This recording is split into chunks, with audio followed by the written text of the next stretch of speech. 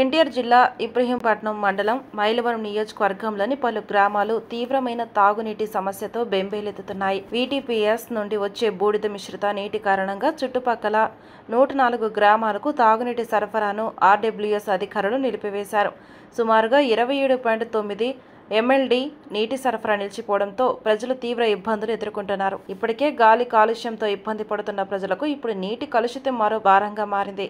VTPS వద్ద నుంచి వచ్చే పంపు హౌసులకు చేరాల్సిన నీటిలో బూడిద చేరడంతో నీటి మోటార్లు ఆపివేయాల్సి వచ్చింది. పాఠశాలలు, హాస్పిటల్స్, గృహాలు అన్నీ తాగునీటి కొరతతో తల్లడిల్లుతున్నాయి.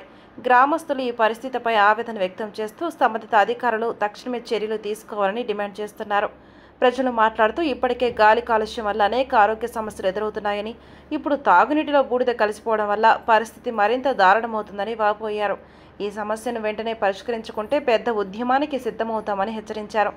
ఇటీవల వారం రోజుల క్రితం 24వ తేదీన ఇబ్రహీంపట్నం జాతీయ రహదారిపై ఈ బూడిద కాలుష్యానికి వ్యతిరేకిస్తూ స్థానికులు నిరసన తెలిపారు. దీంతో జాతీయ రహదారిపై ట్రాఫిక్ నిలిచిపోయింది. సంబంధిత అధికారులు ఈ సమస్యపై స్పందిస్తూ వీటీపీఎస్ వద్ద పరిశీలించి తగిన చర్యలు తీసుకుంటామని, సాధ్యమైనంత త్వరగా తాగునీటి సరఫరాను పునరుద్ధరిస్తామని హామీ ఇచ్చారు. తాగునీటి సమస్యకు వెంటనే పరిష్కారం చూపించి కనీస జీవన హక్కును కాపాడాలని ప్రజలు కోరుతున్నారు.